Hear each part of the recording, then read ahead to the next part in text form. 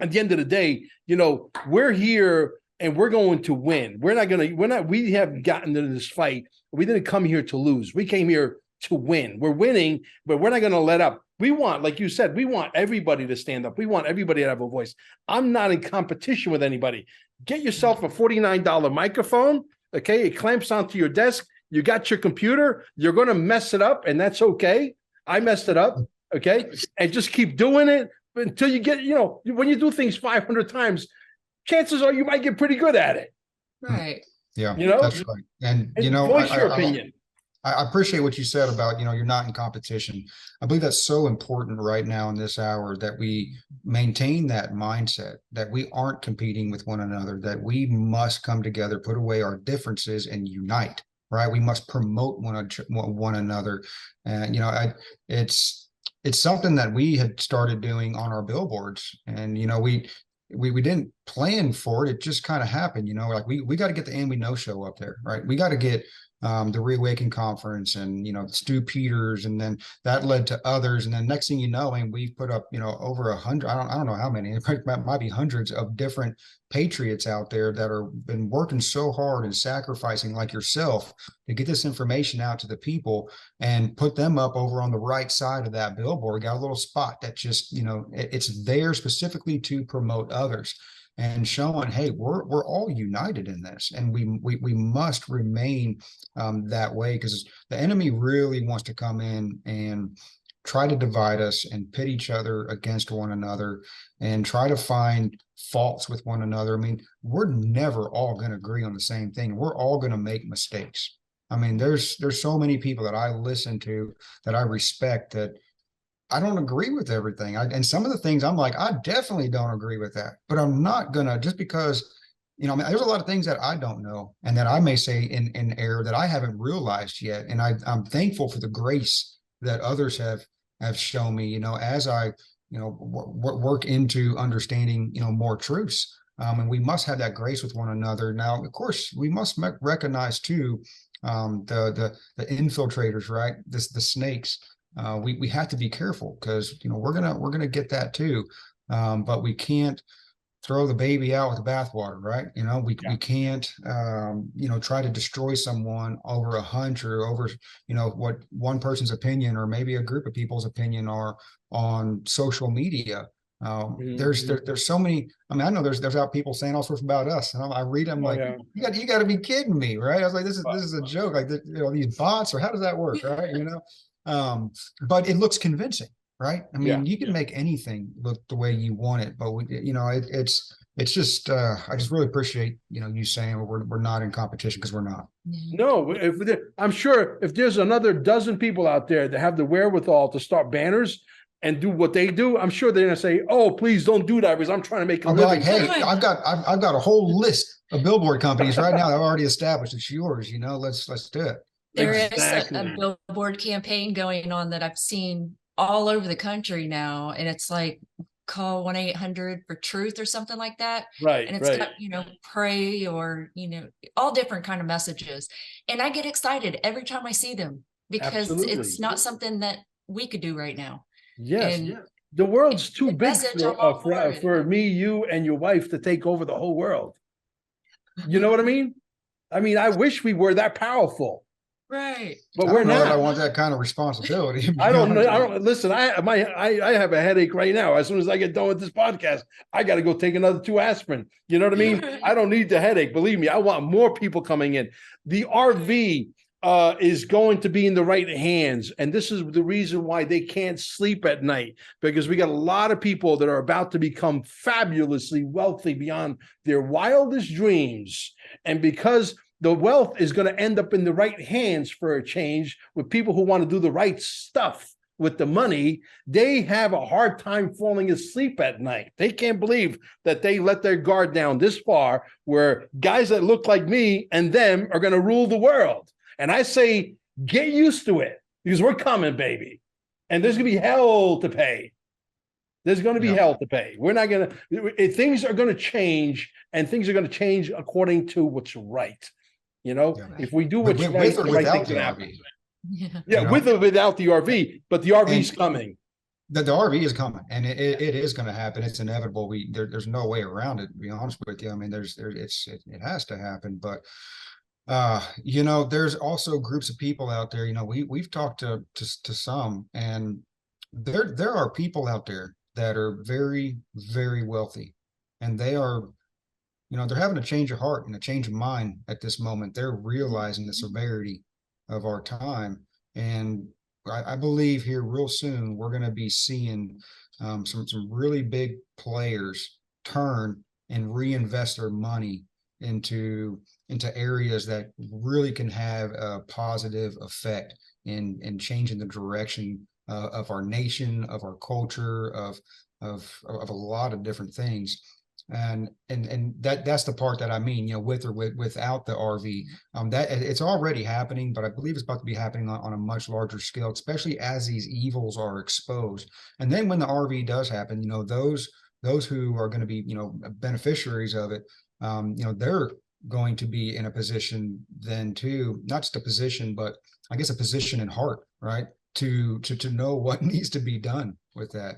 And it's going to be an amazing time. There's going to be so much opportunity to fix all the wrongs that we've seen happen to us in this nation and across the earth.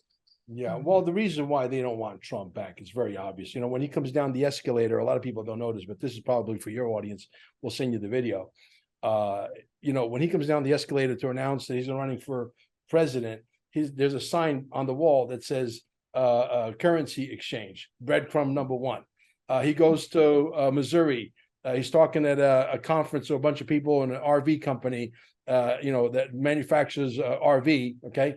And he turns to his wife, I think I'm going to get one of these things and we're going to go tour around. Yeah, come on, really? Right. The guy that lives with, you know, that's surrounded by gold objects, golden doors and golden sink faucets and all that kind of stuff is going to go traveling in an RV? I don't think so. These are all breadcrumbs, and we're going to give you the power back to you, the people, in the inauguration speech. We're going to give you Jassara and Nassara. You have to be able to read between the lines. This has happened. The revaluation happened once before in Kuwait. Did you know that? Yeah. Well, you know, there's 3 things that I hold, and this was before, you know, I knew your channel, and you know, from years ago. There's 3 things I hold: Iraqi dinar, XRP, and precious metals. Me too. It just always felt like the right 3 things to hold on to, and who knows where each one of those are going exactly, but that feels safe to me. Exactly. And, did you know that Trump, he was doing an interview on Fox News, a mainstream, and it's like 18-minute interview. And at the end, like the last 20 seconds, the lady said, well, you know, he said, you don't understand. He goes, and he's talking about Iraq. He says, we own $35 trillion of their money. This is Trump. He's telling you he owns dinars. He doesn't own the dinars for us. He owns the dinars for all of us. Okay, we're about to change everything. See, even guys like Donald Trump, like you said, the rich people are starting to have a second, you know, change of heart. They realize that, you know, if we go into full-blown communism, their children, their grandchildren, nobody has a future anymore. They understand communism. Yes. Okay, Trump understands communism. All his billions of dollars don't mean a thing if his children and his grandsons and granddaughters don't have a future. That's right. That holds more value to him than anything. Absolutely. And it should for anybody. Yeah. You know, that interview you did with Sheila Holm, that was another one I really enjoyed listening to. She was telling that story of she was flying on that plane, and that service member had just happened to sit down, or he had a backpack, an army backpack or something, and he starts talking to her about Iraqi dinar out of nowhere, right? And how he saw all these pallets. I think I get this right. He was in charge of overseeing these pallets of dinar coming in and out. And one day they went to, you know, take inventory and popped it open, and was actually going through the boxes on the pallets this time, and found that only the top layer had the dinar, and everything underneath it was just paper. All right. And they were like, what's going on?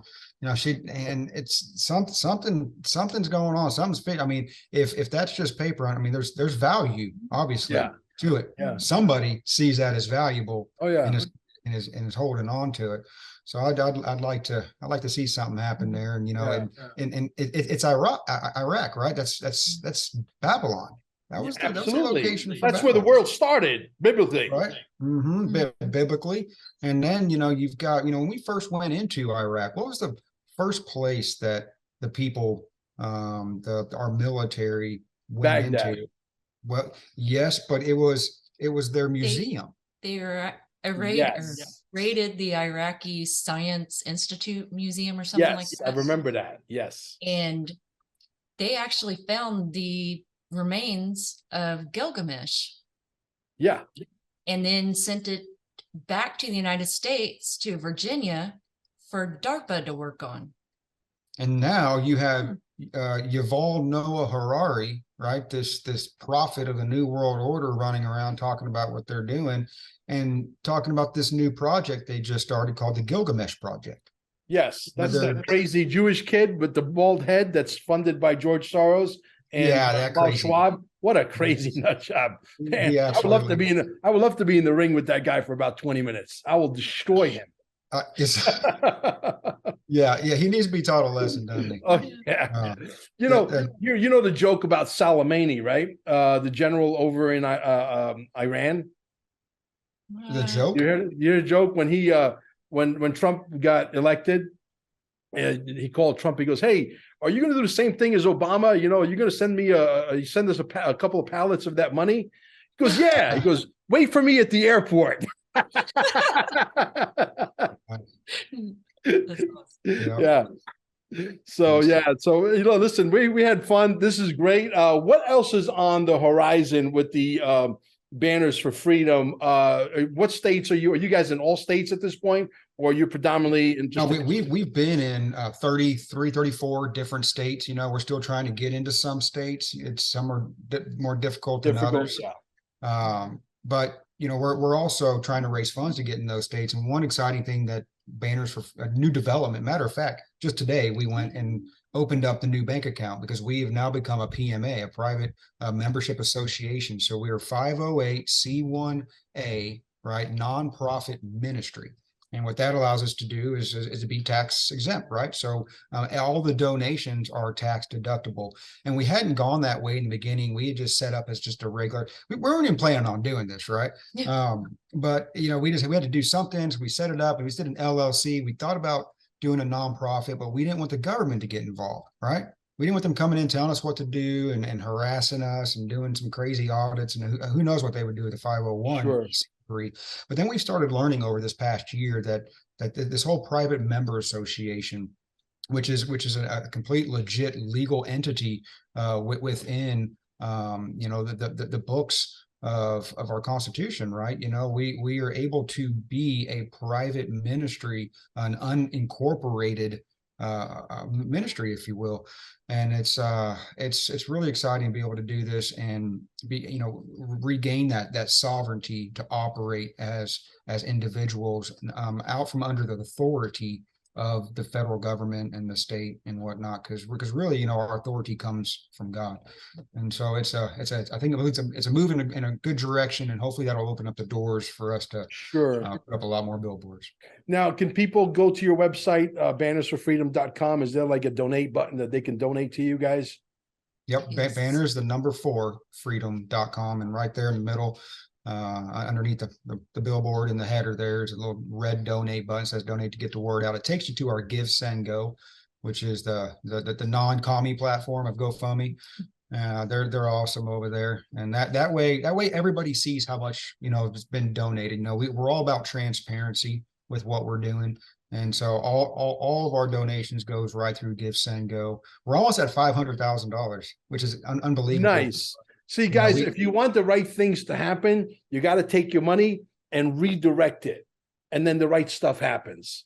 And you know what's crazy, Mel, is that $500,000 has been raised by like almost 3,000 people. That's all the people that have donated. Just 3,000 people have been able to raise that, which allows us to put up over like 190 billboards across this nation, Times Square for a year, bus benches, mobile digital trucks. There's no telling how many people has been affected. I mean, millions upon millions of people have seen these things, and that's like the loaves and fish, right? It's just a few. I mean, imagine if we had 50,000 people that just donated $5, $10, whatever. That's all it takes. It's not, it doesn't take much when we all unite together. And that's what they're afraid of. This is exactly what they are afraid of. They are afraid of us uniting because together we have tremendous power, untold. And guys, it's your job. You guys are the digital soldiers out there. You guys got to take us and sprinkle us out there. You know, that's how we beat the algorithms. That's how we win. Together, everybody achieves more. That's what TEAM stands for. So let's practice that acronym. Let's put it to work so it works in our favor.